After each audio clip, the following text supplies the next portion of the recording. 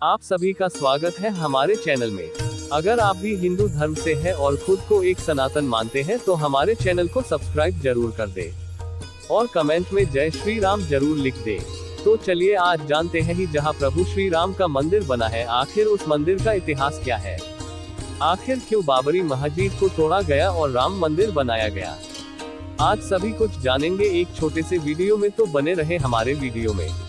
यह मंदिर उस स्थान पर स्थित है जिसे हिंदू धर्म के प्रमुख देवता राम का जन्म स्थान माना जाता है।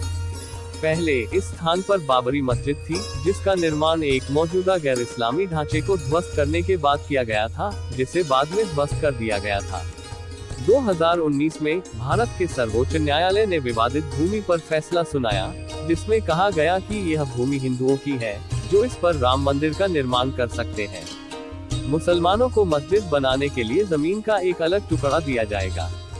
अदालत ने साक्ष्य के रूप में भारतीय पुरातत्व सर्वेक्षण ASI की एक रिपोर्ट का हवाला दिया, जिसमें ध्वस्त की गई बाबरी मस्जिद के नीचे एक गैर इस्लामिक संरचना की मौजूदगी का सुझाव देने वाले सबूत दिए गए थे। राम मंदिर के निर्माण की शुरुआत के लिए भूमि पूजन 5 अगस्त 2020 को किया गया था। वर्तमान में निर्माणाधीन मंदिर की देखरेख श्री राम जन्मभूमि तीर्थ क्षेत्र ट्रस्ट द्वारा की जा रही है। मंदिर का उद्घाटन 22 जनवरी 2024 को निर्धारित है।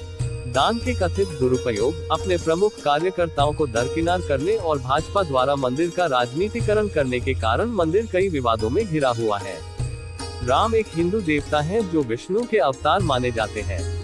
प्राचीन भारतीय महाकाव्य रामायण के अनुसार राम का जन्म अयोध्या में हुआ था।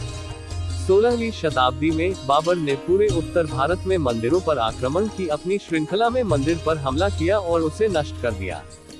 बाद में मुगलों ने एक मस्जिद, बाबरी मस्जिद का निर्माण किया, जिसे राम की जन्मभूमि, राम जन्मभूमि का स्थान माना जाता है। मस्जिद का सबसे पहला रिकॉर्ड 1767 में मिलता है, जो जेसुइट मिशनरी जोसेफ टिफेंथिलर द्वारा लिखित लैटिन पुस्तक डिस्क्रिप्टियो इंडिया में मिलता है। उनके अनुसार मस्जिद का निर्माण रामकोट मंदिर, जिसे अयोध्या में राम का किला माना जाता है, और बेदी, जहां राम का जन्म स्थान है, उसे नष्ट करके किया गया था। धार्मिक हिंसा की पहली घटना 1853 में दर्ज की गई थी। दिसंबर 1858 में ब्रिटिश प्रशासन ने विवादित स्थल पर हिंदुओं को पूजा अनुष्ठान आयोजित करने से प्रतिबंधित कर दिया। मस्जिद के बाहर अनुष्ठान आयोजित करने के लिए एक मंच बनाया गया था। 22-23 दिसंबर 1949 की रात को बाबरी मस्जिद के अंदर राम और सीता की मूर्तियां स्थापित की गई और अगले दिन से भक्त इकट्ठा होने लगे। 1950 तक राज्य ने CRPC की धारा 145 के तहत मस्जिद पर नियंत्रण कर लिया और मुसलमानों को नहीं, बल्कि हिंदुओं को उस स्थान पर पूजा करने की अनुमति दी। 1980 के दशक में हिंदू राष्ट्रवादी परिवार संघ परिवार से संबंधित विश्व हिंदू परिषद VHP ने हिंदुओं के लिए इस स्थान को पुनः प्राप्त करने और इस स्थान पर शिशुराम राम लल्ला को समर्पित एक मंदिर बनाने के लिए एक नया आंदोलन शुरू किया। विहिप ने जय श्री राम लिखी ईंटें और धन इकट्ठा करना शुरू कर दिया। बाद में प्रधानमंत्री राजीव गांधी के नेतृत्व वाली सरकार ने विहिप को शिलान्यास के लिए आगे बढ़ने की अनुमति दी। तत्कालीन गृह मंत्री बूटा सिंह ने औपचारिक रूप से विहिप नेता अशोक सिंघल को अनुमति दी।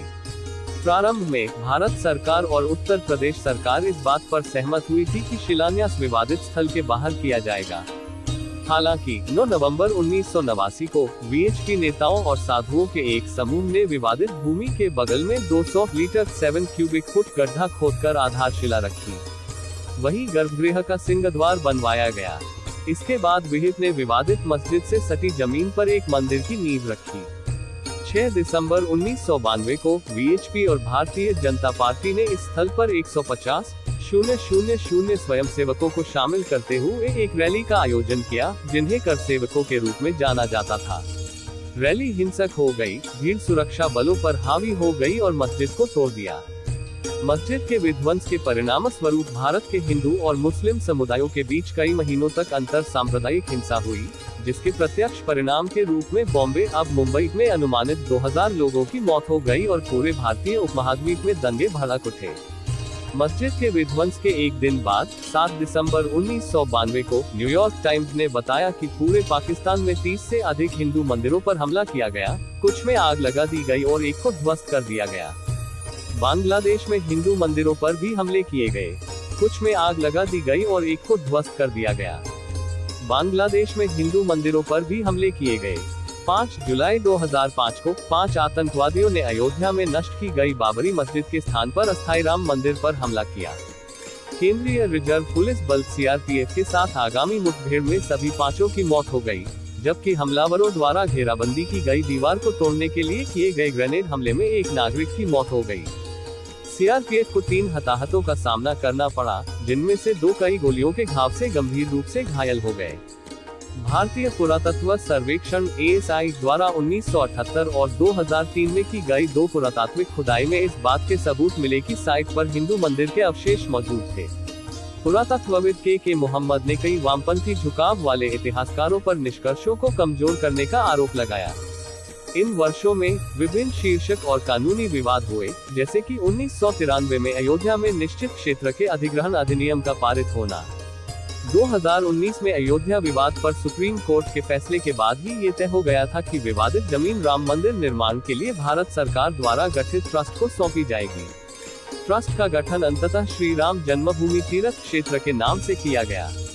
5 फरवरी 2020 को भारत की संसद में ये घोषणा की गई कि भारत सरकार ने मंदिर निर्माण की योजना स्वीकार कर ली है। 2 दिन बाद 7 फरवरी को 22 नई मस्जिद बनाने के लिए 5 एकड़ जमीन आवंटित की गई। अयोध्या से दूर धन्नीपुर गांव में राम मंदिर का मूल डिजाइन 1988 में अहमदाबाद के सोमपुरा परिवार द्वारा तैयार किया गया था। सोमपुरा ने कम से कम 15 पीढ़ियों से दुनिया भर में 100 से अधिक मंदिरों के डिजाइन में योगदान दिया है, जिसमें सोमनाथ मंदिर भी शामिल है। मंदिर के मुख्य वास्तुकार चंद्रकांत सोमपुरा थे। उनकी सहायता उनके 2 बेटे निखिल सोमपुरा और आशीष सोमपुरा ने की, जो वास्तुकार भी हैं। मूल से कुछ बदलावों के साथ एक नया डिजाइन 2020 में सोमपुरा द्वारा तैयार किया गया था। हिंदू ग्रंथों, वास्तु शास्त्र और शिल्पा शास्त्रों के अनुसार मंदिर 250 फीट चौड़ा, 380 फीट लंबा और 161 फीट 49 मीटर होगा ऊंचा। एक बार पूरा होने पर मंदिर परिसर दुनिया का 3रा सबसे बड़ा हिंदू मंदिर होगा। इसे नागर शैली की वास्तुकला की गुर्जर चालुक्य शैली में डिजाइन किया गया है, जो एक प्रकार की हिंदू मंदिर वास्तुकला है जो मुख्य रूप से उत्तरी भारत में पाई जाती है। प्रस्तावित मंदिर का एक मॉडल 2019 में प्रयाग कुंभ मेले के दौरान प्रदर्शित किया गया था। मंदिर की मुख्य संरचना 3 मंजिला ऊंचे चबूतरे पर बनाई जाएगी। इसमें गर्भगृह के मध्य में और प्रवेश द्वार पर 5 मंडप होंगे। एक तरफ 3 मंडप कुडू, नृत्य और रंग के होंगे और दूसरी तरफ के 2 मंडप कीर्तन और प्रार्थना के होंगे। नागर शैली में मंडपों को शिखरों से सजाया जाता है। इमारत में कुल 366 कॉलम होंगे। स्तंभों में प्रत्येक में 16 मूर्तियां होंगी, जिनमें शिव के अवतार, 10 दशावतार, 64 योगिनियां और देवी सरस्वती के 12 अवतार शामिल होंगे। सीढ़ियों की चौड़ाई 16 फीट 4.9 मीटर होगी। विष्णु को समर्पित मंदिरों के डिजाइन के अनुसार गर्भगृह अष्टकोणीय होगा। मंदिर 10 एकड़ 0.040 की मीटर 2 में बनाया जाएगा और 57 एकड़ 0.23 की मीटर 2 भूमि को एक प्रार्थना कक्ष, एक व्याख्यान कक्ष, एक शैक्षिकी सुविधा और एक संग्रहालय और एक कैफेटेरिया सहित अन्य सुविधाओं के साथ एक परिसर में विकसित किया जाएगा। मंदिर समिति के अनुसार 70,000 से अधिक लोग इस स्थल का दौरा कर सकेंगे। लार्सन एंड टुब्रो ने मंदिर के डिजाइन और निर्माण की निःशुल्क देखरेख करने की पेशकश की और इस परियोजना का ठेकेदार बन गया।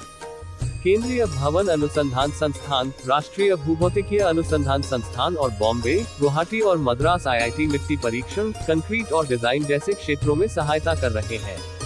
600,000 से पूरा होगा निर्माण कार्य। राजस्थान के बांसी से प्राप्त बलुआ पत्थर।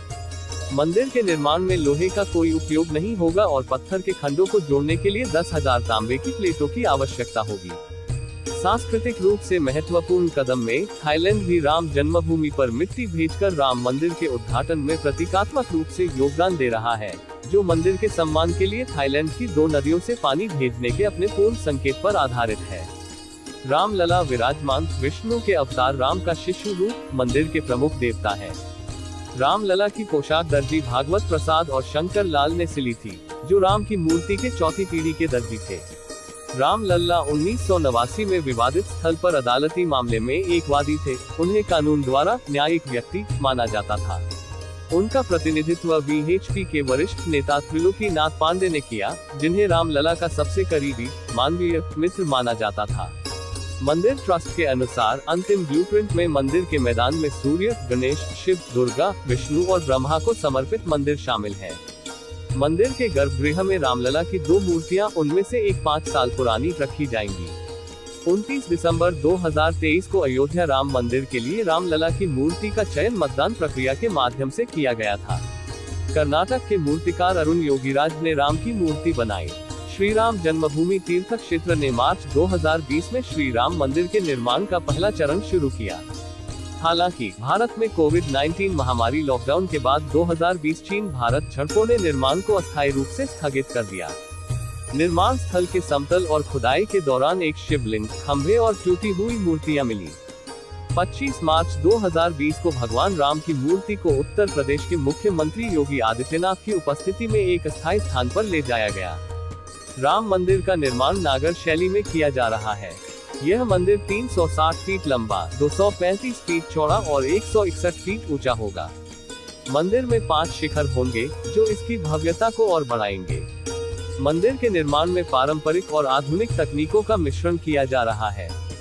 इसके निर्माण की तैयारी में विश्व हिंदू परिषद ने एक विजय महामंत्र जाप अनुष्ठान का आयोजन किया, जिसमें 6 अप्रैल 2020 को विजय महामंत्र श्री राम जय जय राम का जाप करने के लिए अलग अलग स्थानों पर लोग एकत्रित होंगे।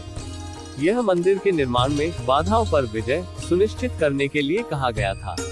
लार्सन एंड टूब्रो ने मंदिर के डिजाइन और निर्माण की निःशुल्क देखरेख करने की पेशकश की और वह इस परियोजना के ठेकेदार हैं। केंद्रीय भवन अनुसंधान संस्थान, राष्ट्रीय भूभौतिकीय अनुसंधान संस्थान और भारतीय प्रौद्योगिकी संस्थान जैसे बॉम्बे, गुवाहाटी और मद्रास मिट्टी परीक्षण, कंक्रीट और डिजाइन जैसे क्षेत्रों में सहायता कर रहे हैं। रिपोर्टें सामने आई कि भारतीय अंतरिक्ष अनुसंधान संगठन इसरो ने सरयू की एक धारा की पहचान की थी, जो मंदिर के नीचे बहती है। राजस्थान से आए 600,000 क्यूबिक फीट बलुआ पत्थर बंसी पर्वत पत्थरों से निर्माण कार्य पूरा किया जाएगा। मंदिर निर्माण आधिकारिक तौर पर 5 अगस्त को आधारशिला के समारोह के बाद फिर से शुरू हुआ। 3 दिवसीय वैदिक अनुष्ठानों को आधारशिला के समारोह से पहले आयोजित किया गया था, जो कि भारत के प्रधानमंत्री नरेंद्र मोदी द्वारा आधारशिला के रूप में 40 किलो चांदी की ईंट की स्थापना हुई। 4 अगस्त को रामाचन पूजा की गई। सभी प्रमुख देवी देवताओं को निमंत्रण दिया गया। भारत भर में कई धार्मिक स्थानों से भूमि पूजन, मिट्टी और पवित्र पानी के अवसर पर त्रिवेणी संगम नदियों के गंगा, सिंधु, यमुना, सरस्वती पर प्रयागराज, कावेरी नदी पर तालकावेरी, कामाख्या मंदिर असम और कई अन्य लोगों में एकत्र किए गए थे। आगामी मंदिर को आशीर्वाद देने के लिए देश भर के विभिन्न हिंदू मंदिरों, गुरुद्वारों और जैन मंदिरों से मिट्टी भी भेजी गई। इनमें से कई पाकिस्तान में स्थित शारदा पीठ थी। मिट्टी को 4 धाम के 4 तीर्थ स्थानों के रूप में भी भेजा गया था। संयुक्त राज्य अमेरिका, कनाडा और कैरिबियन द्वीपों के मंदिरों ने इस अवसर को मनाने के लिए एक आभासी सेवा का आयोजन किया। टाइम्स स्क्वायर पर भगवान राम की छवि दिखाने की योजना भी बनाई गई। हनुमानगढ़ी के 7 किलोमीटर के दायरे के सभी 7,000 मंदिरों को भी दिया जलाकर उत्सव में शामिल होने के लिए कहा गया। अयोध्या में मुस्लिम भक्त जो भगवान राम को अपना पूर्वज मानते हैं, वे भी भूमि पूजा के लिए तत्पर हैं। इस अवसर पर सभी धर्मों के आध्यात्मिक नेताओं को आमंत्रित किया गया था। 5 अगस्त को प्रधानमंत्री नरेंद्र मोदी हनुमानगढ़ी मंदिर में हनुमान की अनुमति के लिए गए थे। इसके बाद राम मंदिर का जमीनी तोड़ और शिलान्यास हुआ। योगी आदित्यनाथ, मोहन भागवत, नृत्य गोपाल दास और नरेंद्र मोदी ने भाषण दिए। मोदी ने जय सिया राम के साथ अपने भाषण की शुरुआत की और उन्होंने उपस्थित लोगों से जय सिया राम का जाप करने का आग्रह किया। उन्होंने कहा, जय सिया राम का आह्वान न केवल भगवान राम के शहर में बल्कि आज पूरे विश्व में गूंज रहा है और राम मंदिर हमारी परंपराओं का आधुनिक प्रतीक बन जाएगा। नरेंद्र मोदी ने राम मंदिर के लिए बलिदान देने वाले लोगों को भी बहुत सम्मान दिया। मोहन भागवत ने मंदिर बनाने के आंदोलन में योगदान के लिए लालकृष्ण आडवाणी को भी धन्यवाद दिया। मोदी ने पारिजात का पौधा भी लगाया। देवता के सामने मोदी ने एक दंडवत प्रणाम, साष्टांग प्रणाम किया, जो पूरी तरह से प्रार्थना में हाथ फैलाए हुए जमीन पर पड़ा था।